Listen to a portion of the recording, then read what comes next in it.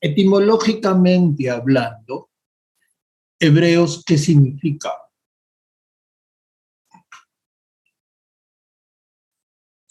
Caramba. Lo malo cuando alguien quiere ingresarse su... Eso es lo que significa etimológicamente hablando. Los que pasan, dando alusión a su vida nómada, errantes en el desierto. Eso es lo que significa los que pasan. Ubicación. Cercano Oriente o Asia Menor, ¿ya? Son sinónimos. Otro sinónimo, por si acaso. A veces no me enseñaron. Próximo, Oriente. Próximo Oriente, ¿ya? A orillas del río Jordán, región Palestina, país actual, Israel, ¿ya? Periodos, tenemos el periodo de los patriarcas, tribus nómadas errantes del desierto, por eso significan los que pasan, tribus nómadas errantes del desierto, gobernados por una persona anciana llamada patriarca. Estos patriarcas, Abraham, Isaac, Jacob o Israel, que Israel etimológicamente hablando significa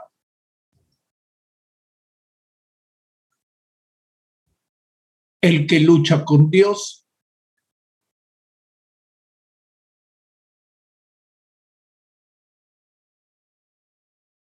Ya los leo.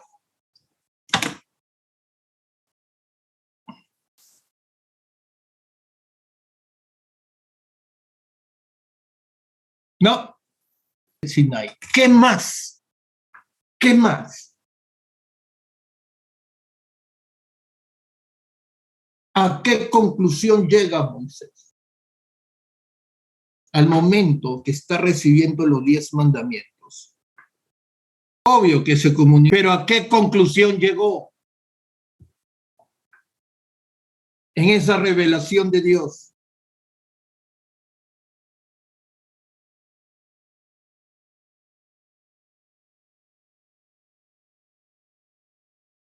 ¿Ah?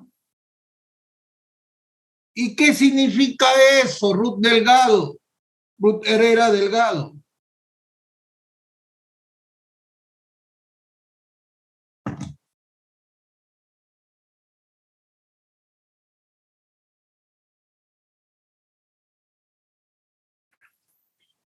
Moisés es el principal personaje del Antiguo Testamento porque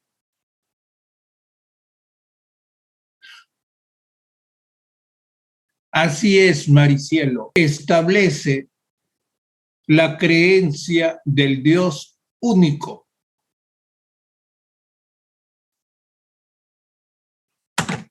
¿Ya?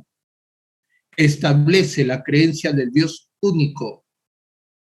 Moisés es uno de los grandes reformadores religiosos de la historia, cuyo aporte es el establecimiento del monoteísmo. Por eso es la antigua alianza. Es la antigua alianza. Moisés. La nueva alianza. Jesús. Por eso, Antiguo y Nuevo Testamento. ¿Ya? Antiguo y Nuevo Testamento. Muy bien. Haga la captura de pantalla. Vamos.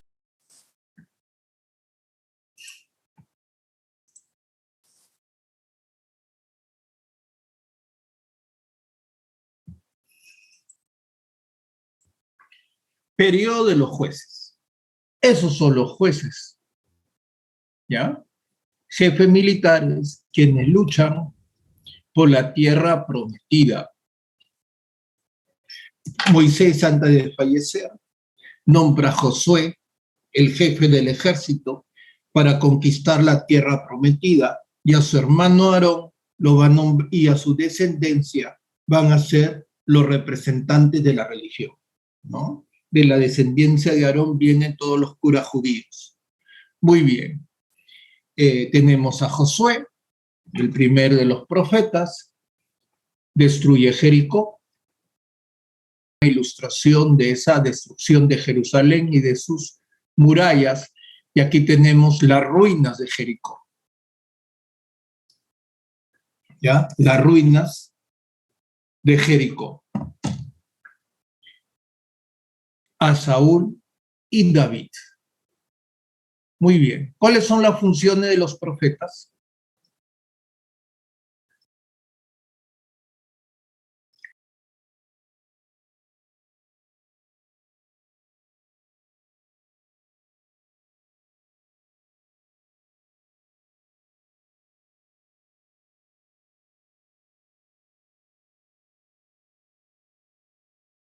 Del Mesías, ¿ya? Anunciar la llegada del Mesías. Y esperaba la llegada de un Salvador, de un Mesías que los libere de la esclavitud del cautiverio babilónico. Supuestamente, o se decía que el Mesías debía de ser descendiente de quién, de los más reyes que tuvo Israel, padre e hijo, ¿no? De David y de Salomón, por lo tanto, descendiente del rey David, como lo fue Salomón. ¿Ya? ¿Por qué? ¿Por qué esa relación con David y Salomón? Porque era lo mejor que les había pasado a los judíos. O sea, regresar a la antigua gloria. ¿Qué mejor que sea un diente de David quien haga eso? Esa era la función que todo el mundo la conocemos.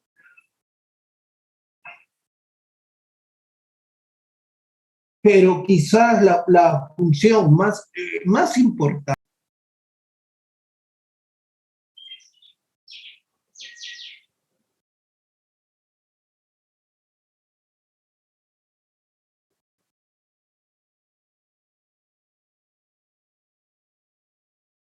Exacto.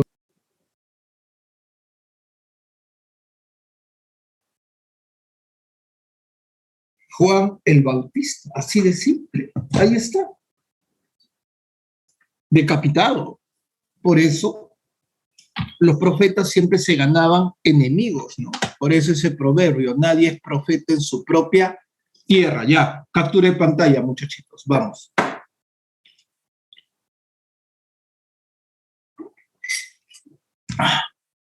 Autor de un libro de la Biblia, según la tradición, los Salmos. Luego de David tenemos al rey Salomón, famoso por su sabiduría. Durante su gobierno, la civilización hebrea llegó a su periodo de mayor esplendor, construyó el templo de Jerusalén y es uno de los autores más prolíficos de la Biblia, ¿no? Escribió, por ejemplo, el Eclesiastés, el Eclesiástico, Proverbios y el Cantar de los Cantares. Pero no era tan sabio, ¿eh? A decir verdad. No era tan sabio, a decir verdad, por ser mujeriego. Tuvo más de 1.600 mujeres, ¿no? Un mujeriego es todo lo contrario, hasta misógino es, ¿no? Pero en fin, ¿qué sucede a la muerte de Huayna Cápac? Los leo. Vamos. ¿Ya?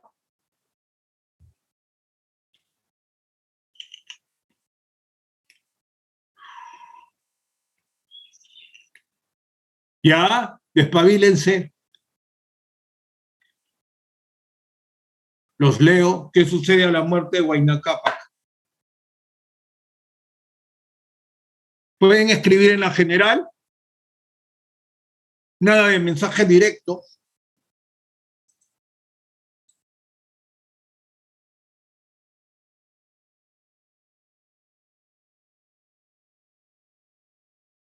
Hoy se despabilan ya. Eh, Muy bien. La guerra por el trono, en este caso entre Huáscar y Atahualpa. Algo igualito sucede durante el gobierno de Salomón. Sus hijos se pelean por el trono. Y es así como la civilización hebrea entra en decadencia, ¿no? Y van a ser sometidos primero por los asirios, luego por los babilonios, los griegos y finalmente por los romanos, ¿no? Los judíos siempre eran rebeldes, sobre todo porque le querían imponer una religión que ellos no creían.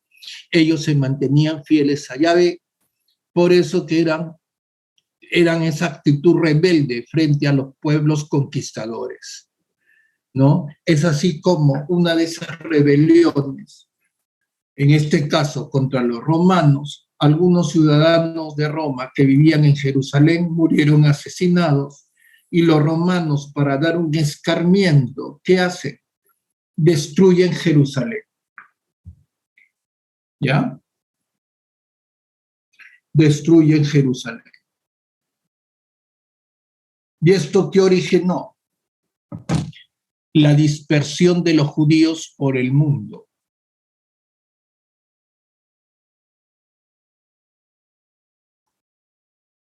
¿Y a eso cómo se le llama?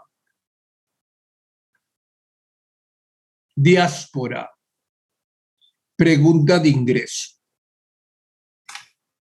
Por ser 1000 años, los hebreos van a estar dispersos, ¿no? Prácticamente van a ser los únicos no cristianos que puedan convivir con los cristianos. Pero esa convivencia no va a ser tan beneficiosa para el pueblo judío, puesto que, número uno, nunca van a querer integrarse del todo con los pueblos con quien cohabitaban, y esto va a surgir una serie de prejuicios frente al pueblo judío. Y estos prejuicios van a llevar, por ejemplo, echarle la culpa de todas las desgracias que ocurrían, ¿no? Son las culpas de hambrunas, son culpables de hambrunas, de sequías, de pestes, de la derrota en la guerra. Y como le echaban la culpa de ello, eran expulsados, eran asesinados, ¿ya? Y a eso se le llaman con el nombre de pogromos. Los pogromos son persecuciones contra los judíos que van a ocurrir en Europa durante el medioevo, parte de la Edad Moderna, ¿ya? Estos pogromos van a bajar de intensidad a partir de la Ilustración y de la Revolución Francesa, donde los judíos van a tener una relativa tranquilidad. Pero esto va a renacer una vez que Alemania sea derrotada en la Primera Guerra Mundial, donde los nazis le van a echar la culpa de la derrota.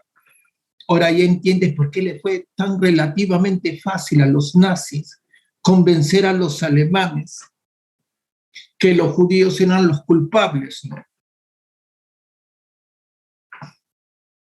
de la derrota alemana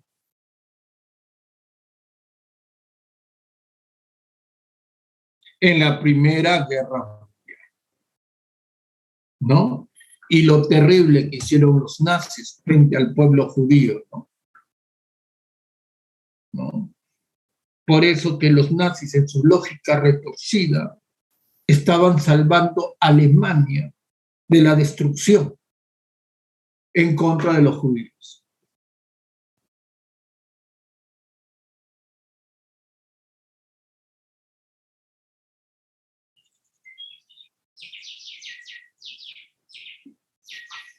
Inicia, que significa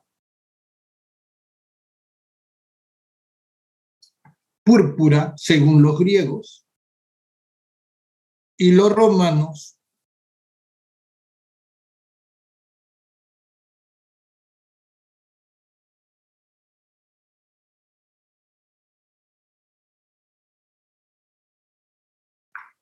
¿ya? País de las palmeras. Los griegos, púrpura, romanos, país de las palmeras.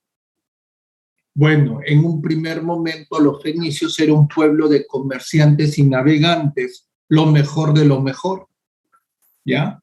Pueblo de navegantes y comerciantes, lo mejor de lo mejor, ¿ya? Luego, al final tenemos un periodo donde los fenicios van a tratar de dominar todo el mar Mediterráneo. Ese es el resumen general de la civilización fenicia, ¿no?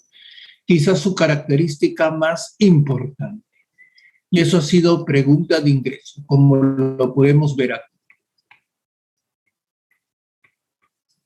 ¿no? Aquí tenemos la civilización fenicia en el cercano oriente. Al sur de Fenicia tenemos a los hebreos. Tenemos el primer periodo que es Sidón, capital Sidón. Aquí tenemos las ruinas de Sidón.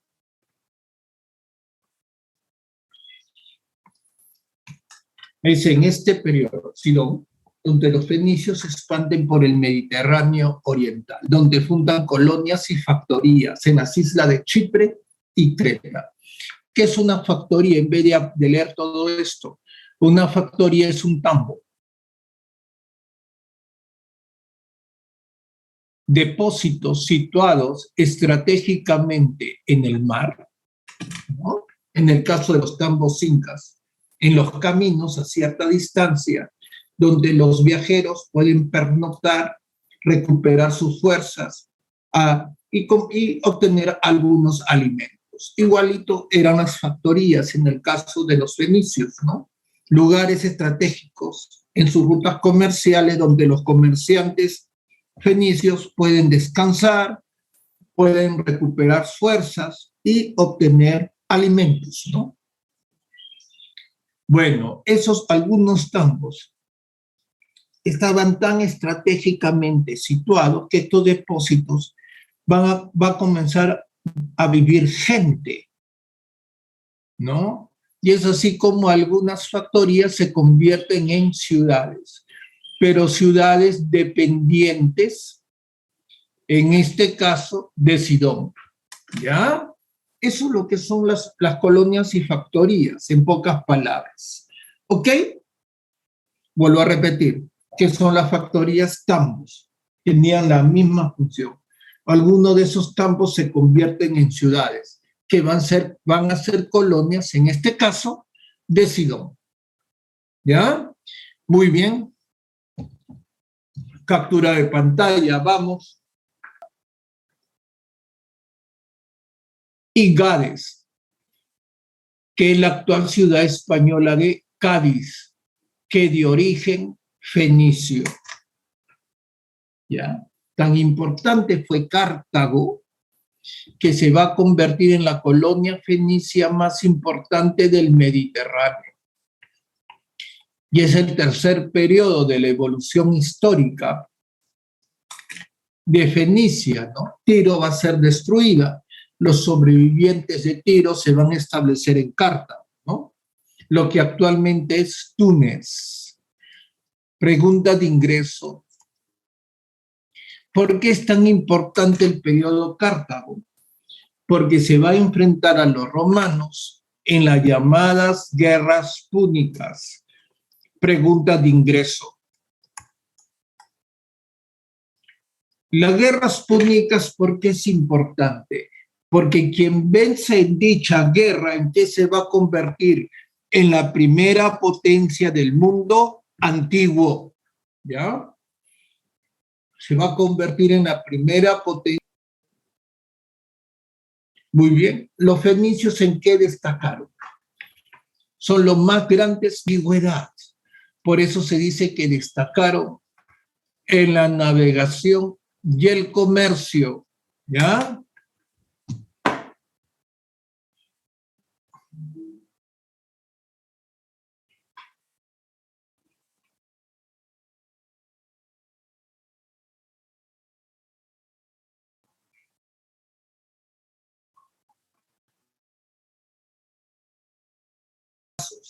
y un determinado bien. Tus padres y nosotros hablamos de qué? De cuotas. Es lo mismo, ¿no? ¿De acuerdo? El pagaré, ¿no?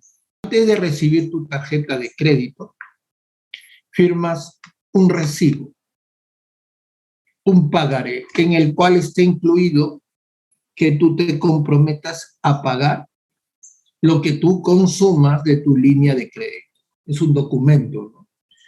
Si tú fallas al momento de pagar, no quieres pagar, se te demanda en base a este documento. Los fenicios son los preguntas de ingreso, son los creadores fonético o fonológico,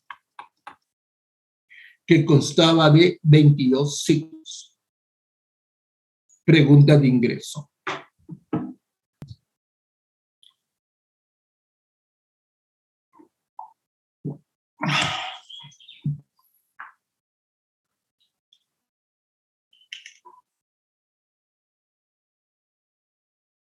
¿Por qué es importante esto?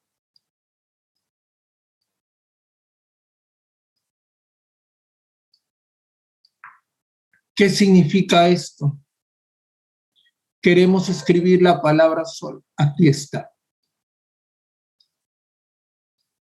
Una figurita. Mira, acá hay un ave. Acá hay un pajarito, ¿no? Acá hay un pez. Y así sucesivamente, ¿no? No solamente teníamos que saber de memoria la figura, sino el significado de cada una de estas figuras en jeroglífico. Imagínate la carga de memoria que una persona debía de tener. No cualquiera podía escribir en jeroglífico o en escritura ideográfica, ¿ya? Eran para escogidos, eran para elegidos. En ese sentido, los fenicios eran más pragmáticos, más prácticos. ¿Por qué? Porque eran comerciantes. ¿Y qué querían? Un sistema eficiente de contabilidad, que cualquiera de ellos lo pueda leer. Como eran comerciantes y navegan, como eran comerciantes, tenían que saber qué tenían en stock de este o de cualquier otro producto, qué es lo que habían vendido, quiénes les debían, quiénes no les debían. Se morían, sus hijos podían ir a cobrar a los deudores, saber quién eran sus acreedores. Inventan sonidos, no los inventan, tratan de graficar los sonidos. Es así como crean la escritura fonética o fonológica de 22 signos, donde yo quiero escribir la palabra sol. Bueno, pues ahí está. Luego, este alfabeto fenicio va a ser copiado por los griegos, lo hilado por los romanos, y este es nuestro actual abecedario, que de origen fenicio. De las 27 o 28 letras que tiene nuestro abecedario, 22 es de origen fenicio. Por eso ese es el más grande aporte cultural de los fenicios a la humanidad. Insisto, no voy a contestar ahora nada que escriban en mensaje directo, todo en la general, y los voy a obviar. Insisto, y los voy a obviar.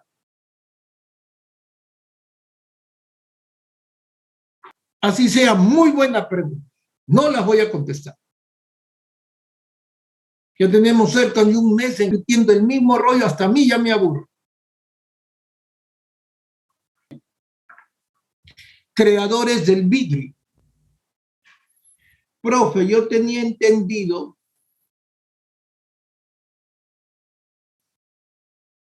egipcia.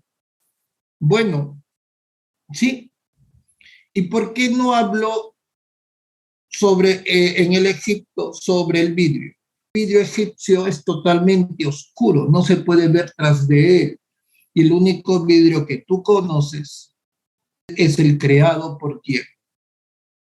por los fenicios, ¿no? El vidrio transparente, por decirlo de una.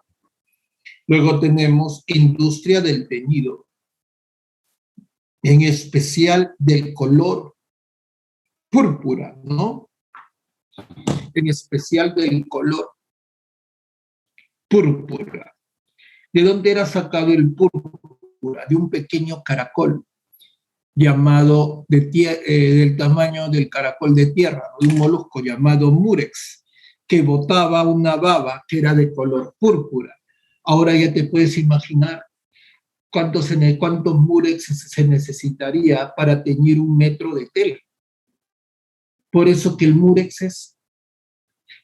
el color púrpura era usado únicamente por los grandes dignatarios, por los poderosos en la antigüedad. No cualquiera podía usar ropas de color púrpura.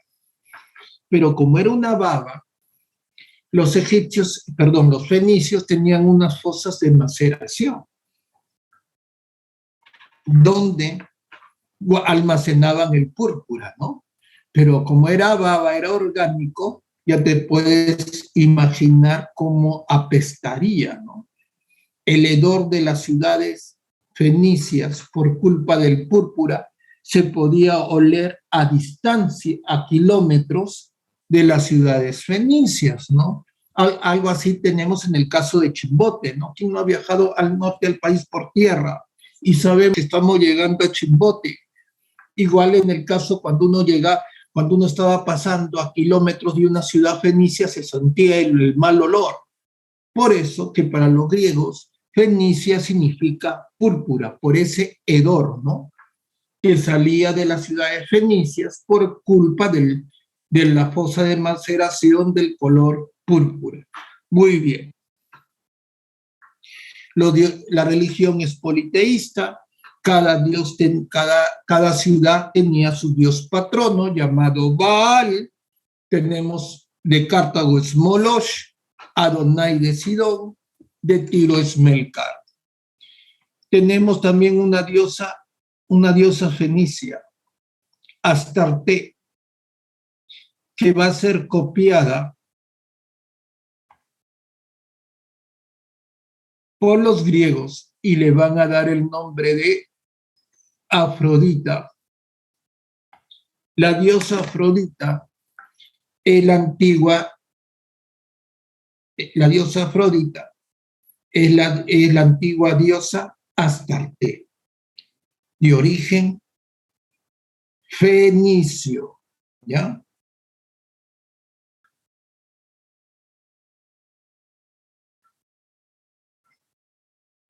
Muy bien. Hagan la captura de pantalla, vamos.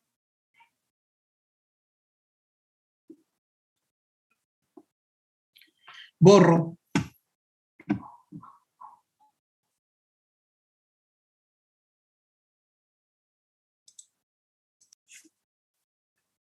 Meseta del Irán y a orillas del mar Caspio. Muy bien, aquí tenemos la meseta del Irán. Esto es lo que es la meseta del Irán a orillas del mar Caspio. Muy bien, aquí tenemos la extensión del imperio persa, ¿no? Por ejemplo, conquistaron la Mesopotamia, el Asia Menor, ¿no? El Egipto y el norte de Grecia, ¿no? Es la extensión del imperio persa, ¿ya? Pero veamos, ¿no? Evolución histórica, periodo arcaico. Los primitivos pobladores de la meseta del Irán son de origen elamita.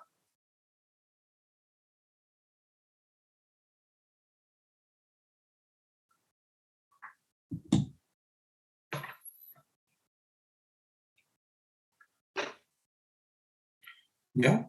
Muy bien. La meseta del Irán hacía mucho calor, de noche frío.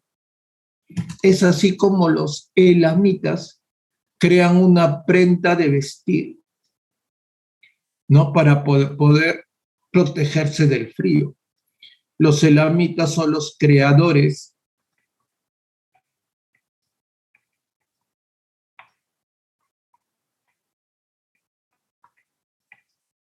del pantalón. Son los creadores del pantalón. Y si hablamos del segundo milenio, estos medos y persas son primos de los Hicsos, de los hititas. ¿Qué metal llevaban? Habla, los leo. Y el hierro.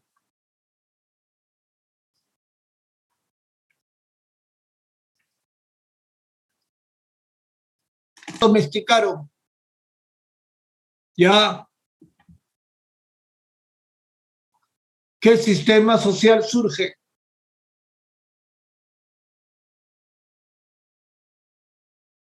¿Qué sistema social surge? Vamos. La esclavitud. Ahí están los medos persas, entonces eran pueblos de origen indoeuropeo. Eso ya lo hemos visto en la Edad de Hierro, hace 2 clases atrás.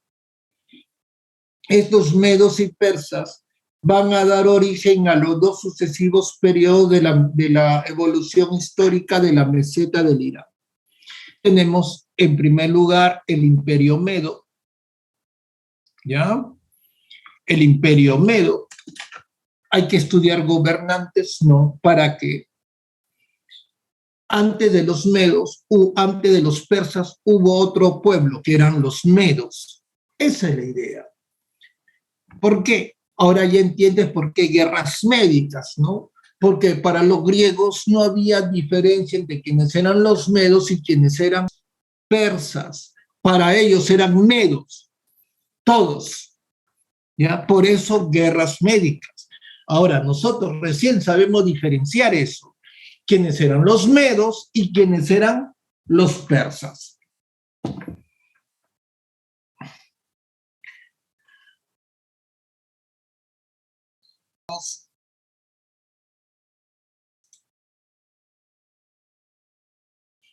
El Imperio Persa, tenemos a Ciro el Grande, conocido por, ¿no? Primero conquistó a los medos y después conquista la Mesopotamia, ¿no? Ya, ¿no? Con Darío I, ¿qué ocurre? El periodo de mayor esplendor, ¿no? Del Imperio Persa, por ejemplo. Conquista el norte de la India, el Asia Menor, el norte de Grecia, y se enfrentó a los griegos en la llamada del Imperio Persa, ¿no? Luego tenemos Darío III, o Codomano, último rey persa, quien será derrotado por Alejandro el Grande en la batalla de Arbelas, con el nombre de Gaugamelas. Así se le conoce con ese nombre. O de muy pocas cosas. Por eso se le llama cultura síntesis. ¿Qué son culturas síntesis? Que copiaban de otros pueblos ciertos aportes, ¿no es cierto? En el caso del Perú, ¿cuáles son culturas síntesis? Vamos. En el caso peruano, cultura síntesis. Ya. Guari, incas. Muy bien. Por ejemplo, Ciro el Grande, la Mesopotamia. ¿Qué copia de la cuneiforme que la va a imponer a pueblos conquistados? Por eso que los egipcios usaron escritura cuneiforme, por ejemplo, porque fueron conquistados por los persas y otros pueblos. Por eso que la escritura cuneiforme es la escritura que más usada. Donde Darío I organizó el imperio en 23 satrapías. Así se llamaban las provincias persas, satrapías. hay sobre los persas? Año de la pregunta creo que fue el año 2012, ¿ya? Y si hay, profe, entonces, ¿para qué estudiar Persia? Y si lo estudiamos, llamadas guerras médicas.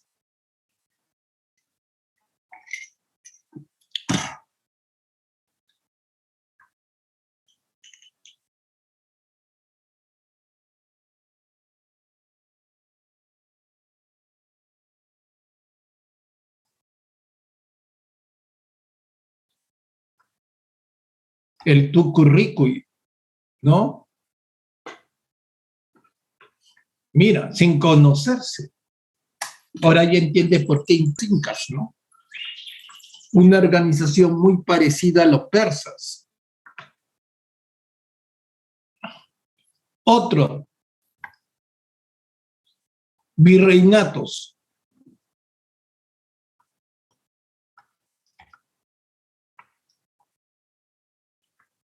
Virrey.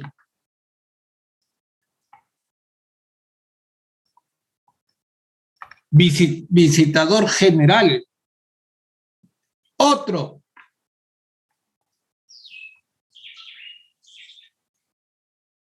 ducados, marcas, condados, imperio carolingio, duques, marqueses y condes.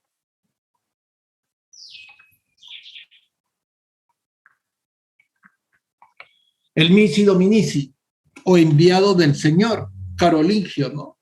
Que es el equivalente al visitador español, al tucurricuy inca o a los ojos de oídos del rey persa, ¿no? Y el primero en tener ese tipo de organización fueron los persas. Muy bien.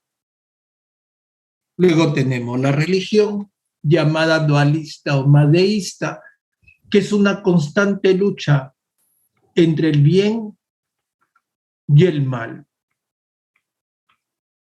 El bien llama. Y si sucede algo bueno en este mundo es porque el bien ha triunfado sobre el mal y viceversa. ¿Ya? El libro sagrado es el Zen Avesta, ¿no? El fundador de dicha religión es Zoroastro o Zaratustra. Bien, esta religión existe hasta nuestros días. Hay creyentes del zoroastrismo, exacto, hay creyentes. ¿Famosos algunos? Sí. Un famoso creyente. ¿Quién es, profe? Un famoso creyente. Farrokh Bulsara. Ese es su nombre real. Su nombre artístico de Farrokh Bulsara, Freddie Mercury, el líder de Queen.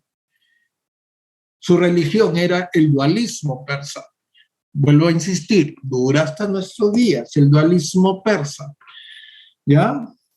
Muy bien. Captura. Listo.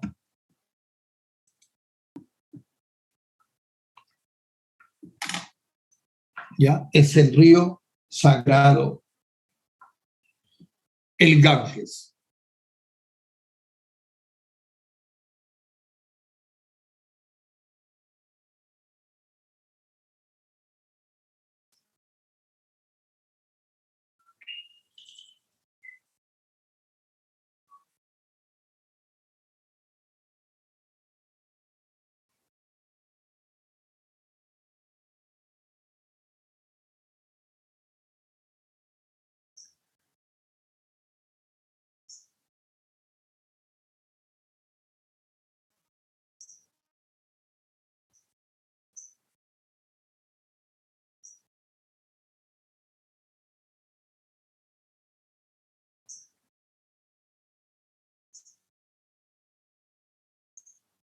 Muy bien, ¿qué tenemos?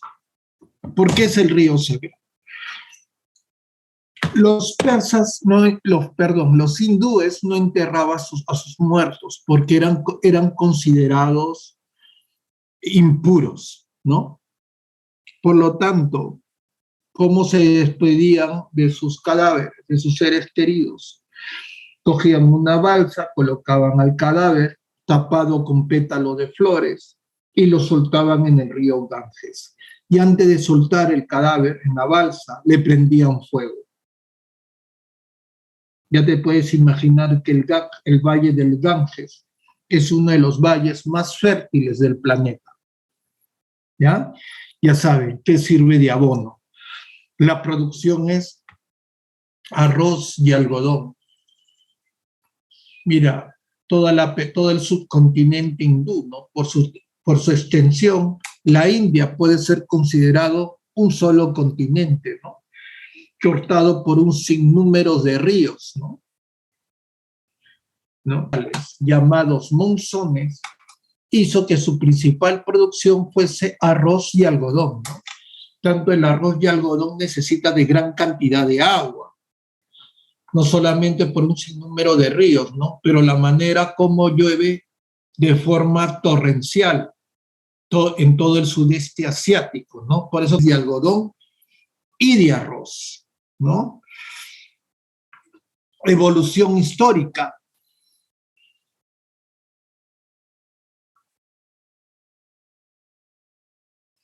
El periodo que vamos a estudiar es el inicio con los pobladores, que son los drávidas, luego ocurren las invasiones arias, ¿no?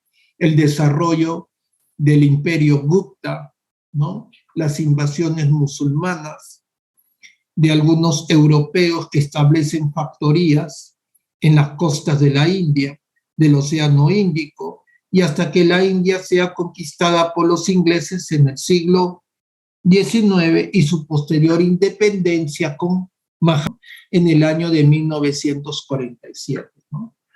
El periodo que vamos a estudiar nosotros va desde los drávidas hasta el establecimiento de los musulmanes, las invasiones musulmanas en la India. Muy bien, tenemos el periodo dravídico, donde los primitivos pobladores son los drávidas, cuyas ciudades más importantes son Harapo y Mohenjo-Daro, ¿no? Descubiertas por el arqueólogo inglés John Marshall, ¿no? Y es considerado por las Naciones Unidas para la protección de la cultura y la educación, o sea, la UNESCO, como patrimonio cultural de la humanidad. ¿Por qué estas ciudades de Mohenjo-Daro y Harapo son tan importantes y consideradas patrimonio de la humanidad? Bien, la península de Indostán, que es esta de aquí, o el subcontinente hindú, como le dicen otros, llueve, como ya se ha dicho, de manera torrencial. Profe, entonces, la India sufre grandes inundaciones, sí. ¿Los hindúes prácticamente viven en el agua? No, porque desde la época de los drávidas construyeron sistemas de alcantarillado, sistemas de drenaje, con lo cual las ciudades no estaban inundadas. Y las primeras ciudades con sistemas de alcantarillado y drenaje son Harapo y Mohenjo-Daro. Por eso es la importancia de dichas ciudades, ¿no? Por tener sistema de drenaje y de alcantarillado. Captura de pantalla, vamos.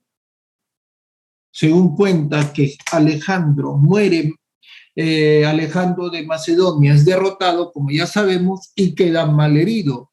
Y de esas heridas, posteriormente Alejandro fallece. Heridas como consecuencia de la batalla de Hidaspes. No, que va a ser una conspiración de sus propios generales quienes asesinen a Alejandro de Macedonia. Eso ya lo vamos a estudiar la próxima semana cuando desarrollemos Grecia, ¿ya?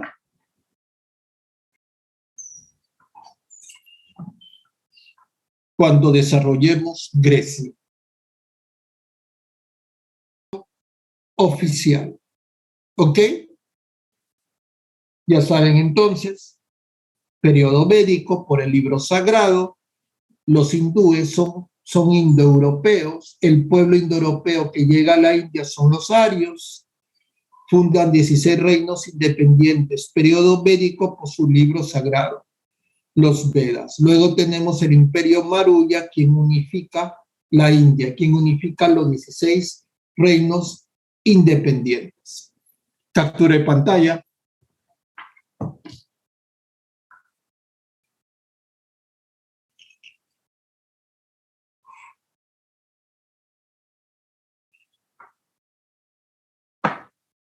Borro.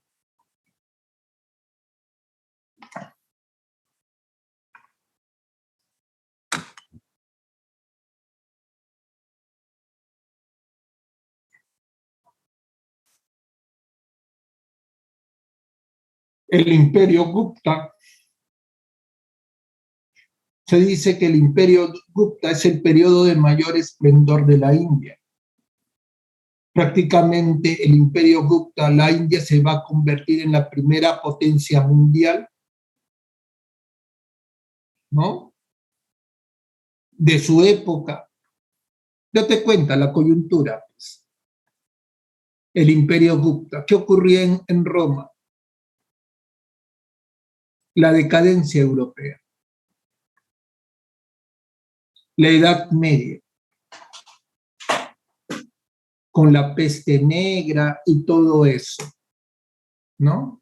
Por eso que el imperio Gupta, bajo esas circunstancias, el imperio Gupta es considerada como la primera potencia a nivel mundial, ¿no? Miren la coyuntura que atravesaba Europa, ¿no? En el Perú se estaba desarrollando los Wari, ¿no?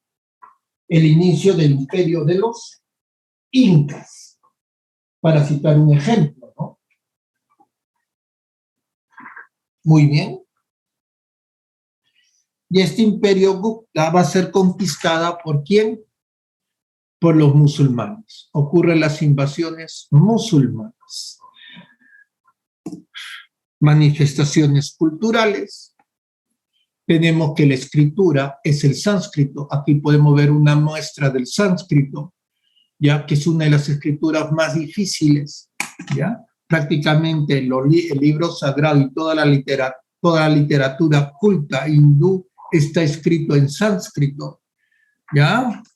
Va a ser el sabio hindú Panini quien le otorgó gramática al sánscrito, ¿ya? Aquí tenemos un dios que es Brahma.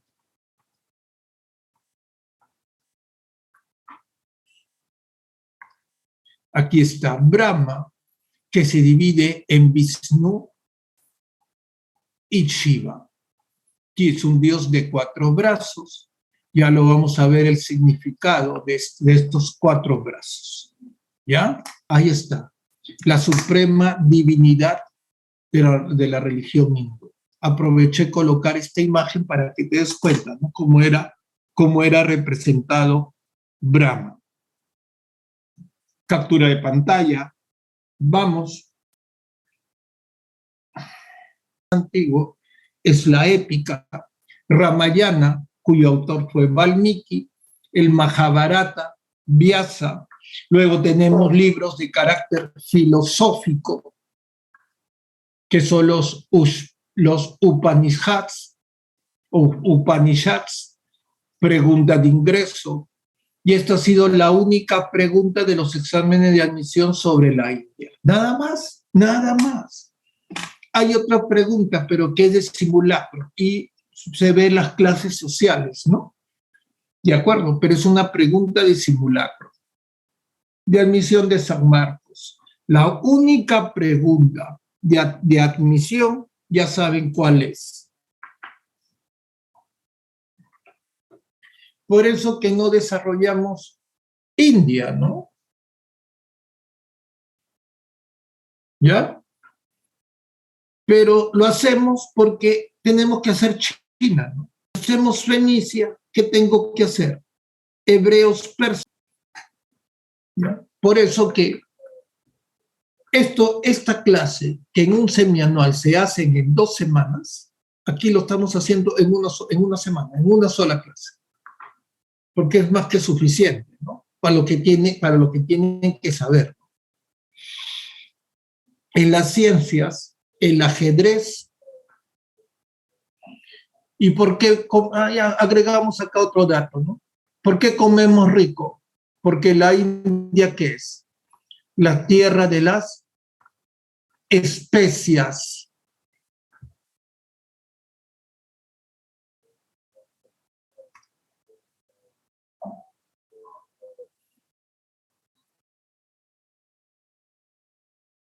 Sandro, ¿qué estás escribiendo? ¿Qué quieres escribir, Sandro? ¿O estás experimentando? Ah, ya. Muy bien. Ya, ok, entendí. No te preocupes, Sandro. No te preocupes. Aportes van a ser difundidos por quién? Por los árabes. Luego los árabes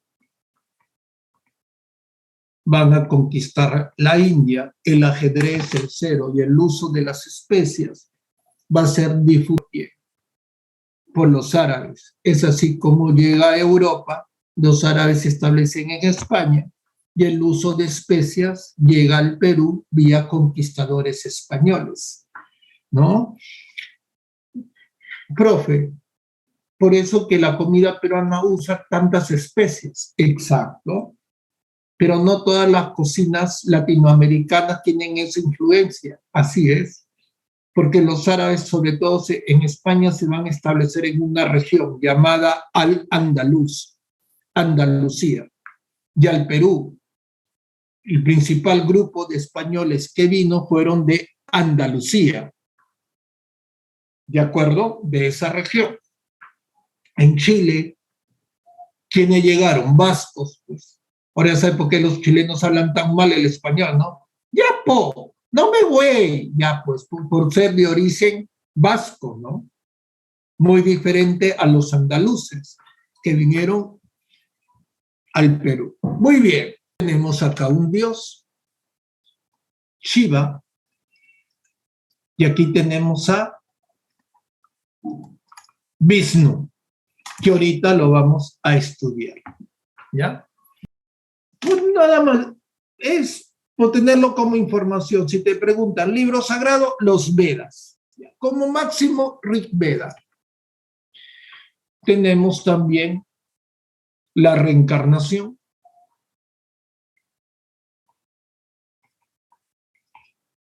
Te vas a reencarnar varias veces hasta llegar a dónde?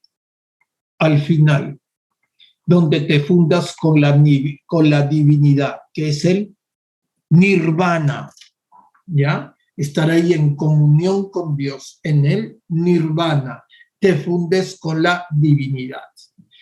El libro sagrado, como ya sabes, el dios más importante, como ya sabes, es Brahma. Acuérdate de la chela. Brahma se divide en 2 dioses, Vishnu y Shiva. Vishnu, el orden, Shiva, el caos. ¿Y cuál es el punto medio? Brahma. Brahma es el punto medio. Ni bueno ni malo, ni sonso ni lacra. Punto medio. Es que en el Oriente siempre los seres humanos buscan eso, ¿no? El equilibrio. Estar en paz es estar en ¿qué? En el punto medio. Es estar en equilibrio, ¿ya? Es estar en equilibrio. Es un Dios de 4 brazos. cada uno de estos brazos que simbolizan las clases sociales en la India. ¿Y cómo se llaman esas clases sociales? ¿Ya? A las clases sociales, ¿cómo se le llaman? Castas. ¿De acuerdo? Así se le conoce con el nombre de castas. ¿Y cuáles son esas castas?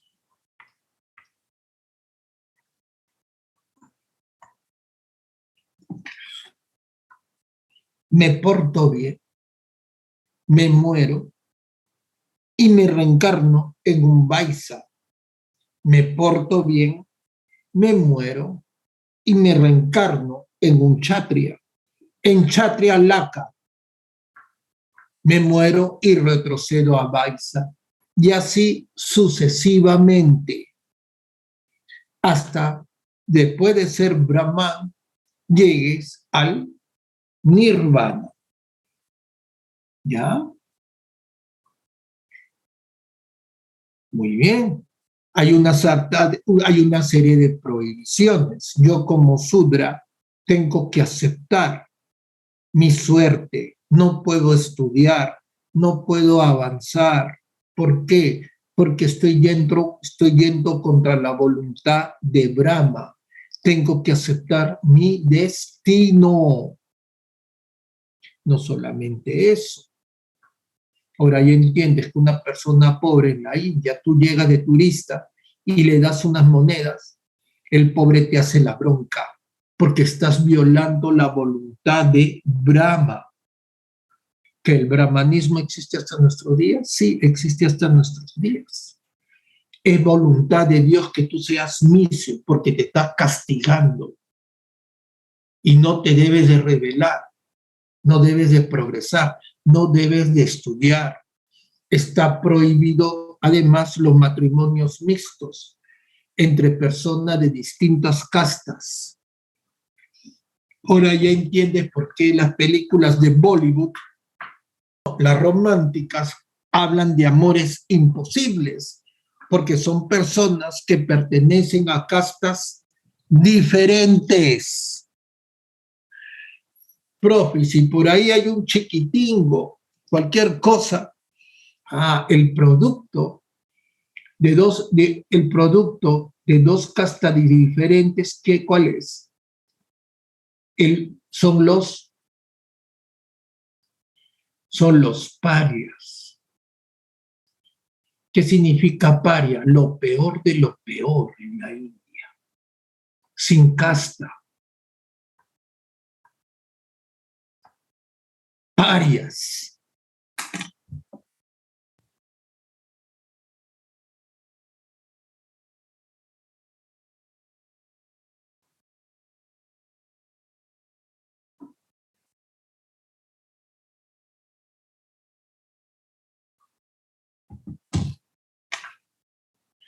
Parias.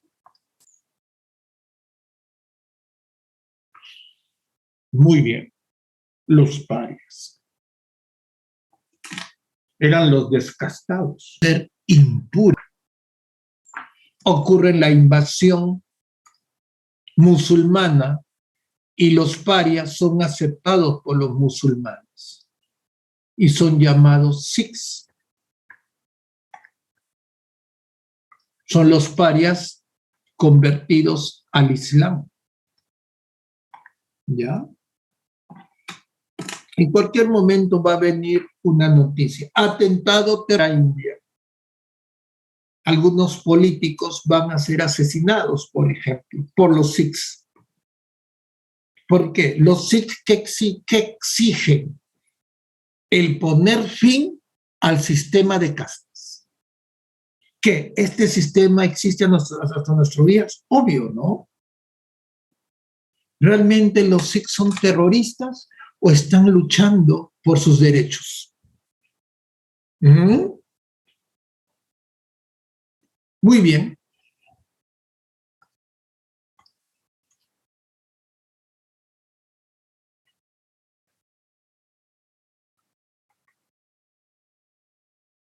Luego tenemos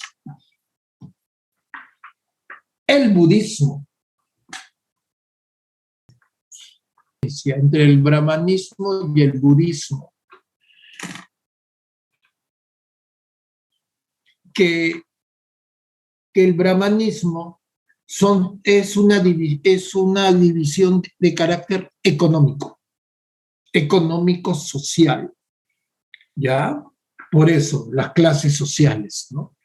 En cambio, que el budismo, nada tiene que ver el dinero, todo lo contrario, hay que renunciar a los bienes materiales. Y señala que hay 9 niveles espirituales, no materiales, 9 niveles espirituales. Y una vez que pases el 9º nivel, ¿a dónde llegas? Al nirvana. ¿Y quién realizó todo ese proceso? Buda. Por eso Buda te enseña cómo pasar los niveles espirituales. ¿Ya? El libro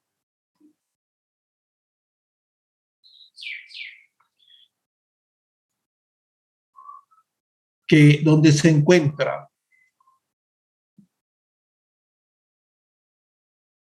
las enseñanzas de Buda es el canon del Pali o Pipitaka, ¿ya? El canon del Pali o Pipitaka es donde se encuentran las enseñanzas de Buda. Por lo que estás observando, el budismo entonces, ¿qué es? Es una crítica a la sociedad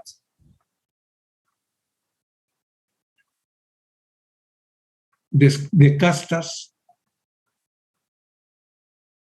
hindú.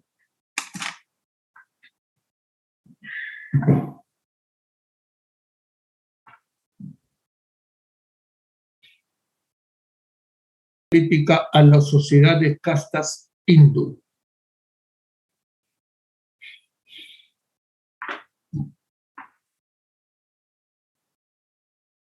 Ir en la India y van a tener que huir a la China. Aquí tenemos el Buda hindú, ¿no? Que es fitness, ¿no? Hasta con cabello, ¿no? Y aquí tenemos el Buda en la China, ¿no? Mira la diferencia. Por lo general, nosotros siempre hemos identificado a Buda desde el punto de vista de los chinos, ¿no? Muy bien. Luego tenemos quizás el monumento arquitectónico más importante de la India, que es el Taj Mahal.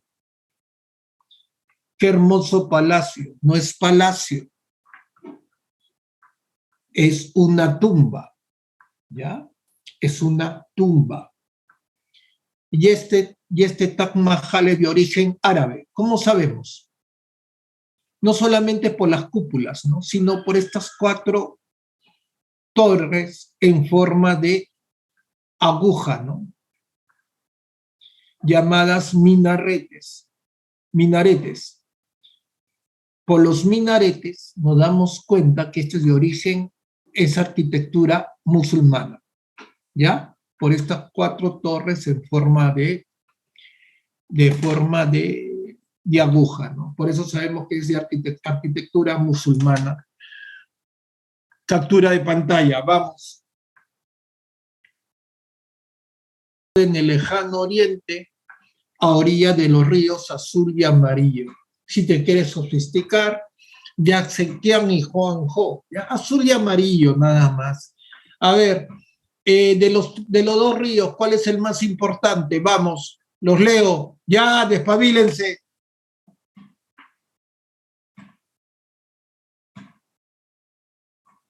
Que todavía les ha chocado que ya saben que en diciembre va a ser el examen de admisión.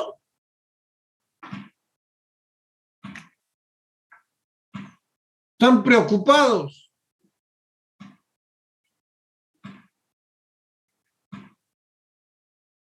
Es el río Amarillo. Picón Alexandra, te estoy preguntando por el más importante y el río Sagrado. Estoy preguntando en arroz y cerdo.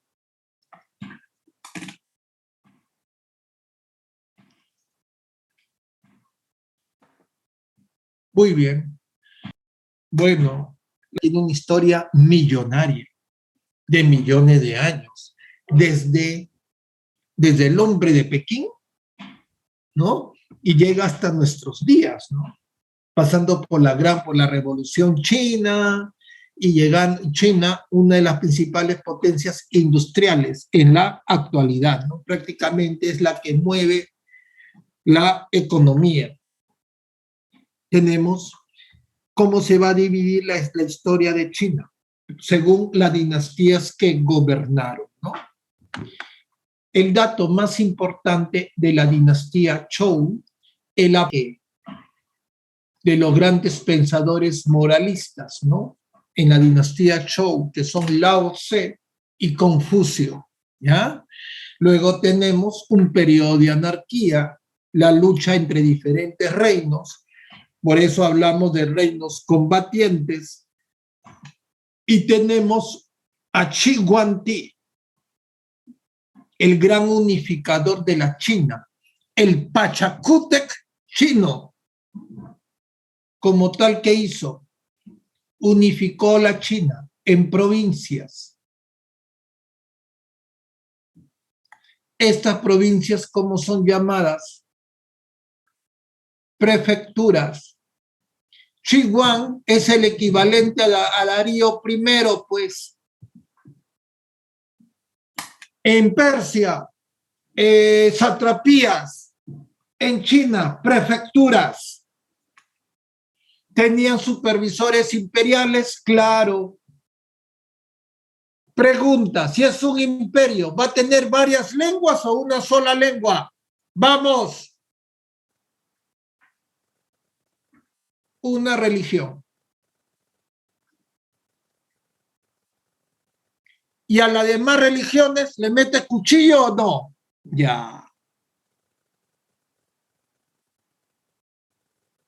Y una sola lengua. Listo. ¿Pregunta de ingreso o no? ¿Por sentido común o no? ¿Se tuvo que estudiar China? No. Simple y llanamente recordar cómo es un imperio. Está bien que la religión sea politeísta, pero es la religión de Xinjiang, es la religión de Pachacútec, es la religión de los persas.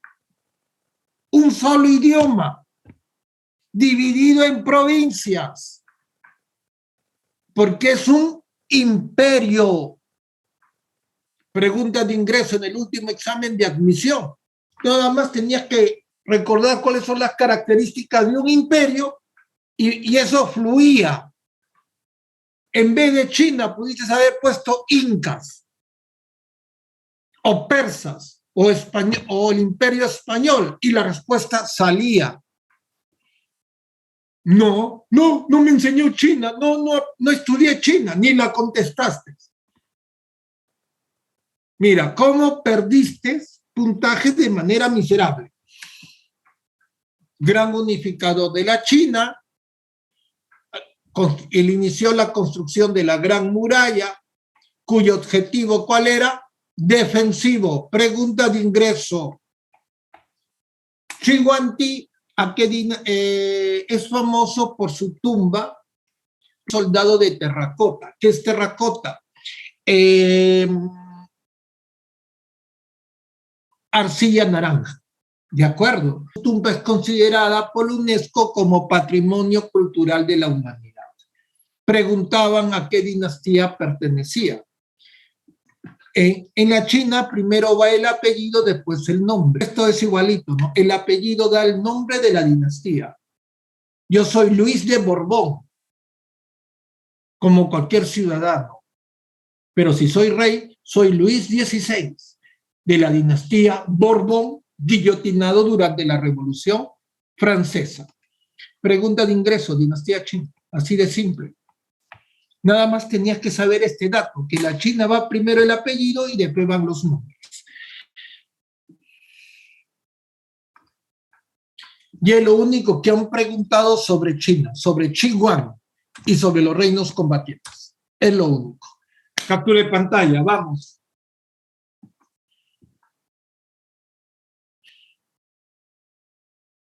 Borro. Tenemos la dinastía Han, que establece la ruta de la seda. La dinastía Yuan. Tenemos a Genghis Khan, quien conquista la China, pero el más importante gobernante de la China es el célebre Kublai Khan. China, a su periodo de mayor esplendor, llevó a la China a su periodo de mayor esplendor, ¿no? Y es ahí donde llegan los viajeros venecianos, sobre todo el célebre Marco Polo, que se hizo muy amigo del Khan. ¿Ya? Muy bien. Tenemos un gran desarrollo de la porcelana. Eso es la dinastía Ming. Este jarrón de porcelana de la dinastía Ming está valuado en unos $50,000. ¿Ya? Un jarrón de la dinastía Ming, ¿de acuerdo?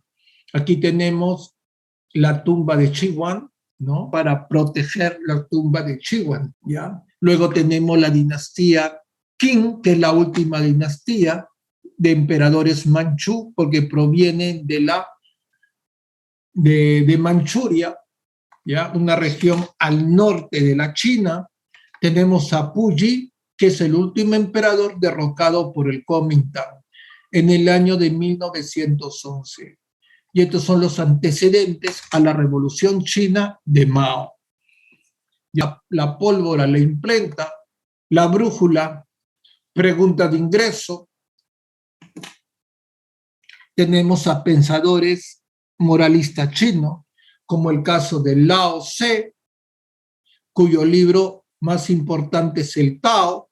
Por eso que el pensamiento de Lao Tse también puede ser llamado taoísmo, por su libro sagrado, y la busca del equilibrio hombre-naturaleza, ¿no? A través del yin y el yang. Busca del equilibrio hombre-naturaleza a través del yin y del yang. Luego tenemos a Confucio, que es la ideología oficial del Estado chino.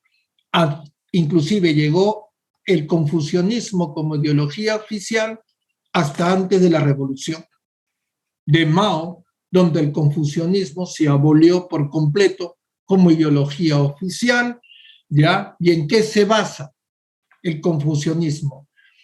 El respeto a los mayores, a la autoridad y el culto a los antepasados. Aquí tenemos a Lao Tse y aquí tenemos a Confucio o Confucio. ¿Y en qué libros se encuentran las enseñanzas de Confucio? En los 4 libros de la